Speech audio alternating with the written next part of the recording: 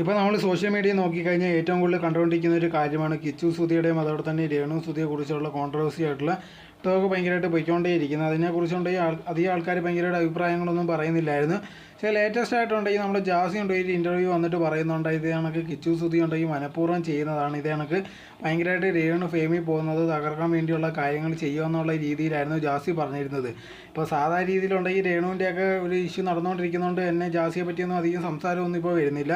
അതുകൊണ്ട് തന്നെ ഉണ്ടെങ്കിൽ എന്തെങ്കിലും ഒന്ന് പറഞ്ഞു കളയാമെന്നുള്ള രീതിയിലാണ് ഇപ്പോൾ ഒരു ഇൻ്റർവ്യൂ വന്നിട്ടുണ്ടെങ്കിൽ ഇതിനകത്തുള്ള കാര്യങ്ങളൊക്കെ പറയുന്നത്.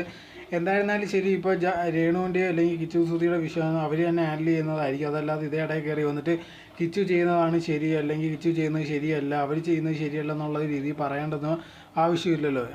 ഇതിൻ്റെ ഇടയിൽ കൂടെ കയറിയുകൊണ്ട് ഈ ജാസി ഭയങ്കരമായിട്ട് ഫേമസ് ആവാനോ അല്ലെങ്കിൽ ഇത് ഉപയോഗിച്ച് കുറച്ച് നാൾ സംസാരിക്കാൻ വേണ്ടിയുള്ള കോൺട്രവേഴ്സി ഉണ്ടാക്കാനുള്ള ശ്രമമെന്നാണ് എനിക്ക് തോന്നുന്നത്. ഇതിനെപ്പറ്റിയുള്ള നിങ്ങളുടെ അഭിപ്രായം എന്തോന്ന് എനിക്കറിയില്ല. എന്തായിരുന്നാലും ശരി, ലേറ്റസ്റ്റ് ആയിട്ട് രേണു പറഞ്ഞിരുന്ന ഒരു കാര്യം എന്ന് പറഞ്ഞാൽ ഇതേ കണക്ക് അവരും അമ്മയും ഒരു പ്രശ്നമില്ല വലുതായിട്ടുള്ളത്. പിന്നെ ഇതേ കണക്ക് കിച്ചു പറഞ്ഞത് അവൻ്റെ വയസ്സിന് അത് അറിയാത്തുള്ള ഒരു രീതി സംസാരിച്ചെന്നായിരുന്നു ഇതേ കണക്ക് എന്തായാലും പറഞ്ഞിട്ടുണ്ടായിരുന്നു. എന്തായാലും അവർ തമ്മിലുള്ള പ്രശ്നം അവർ തന്നെ സംസാരിച്ച് തീർക്കുന്നതായിരിക്കും. അതിൻ്റെ ഇടയിൽ കൂടെ മുതലെടുക്കാൻ വേണ്ടി ഇതേ കണക്ക് കുറച്ച് ആൾക്കാർ വരുന്നതുണ്ട്.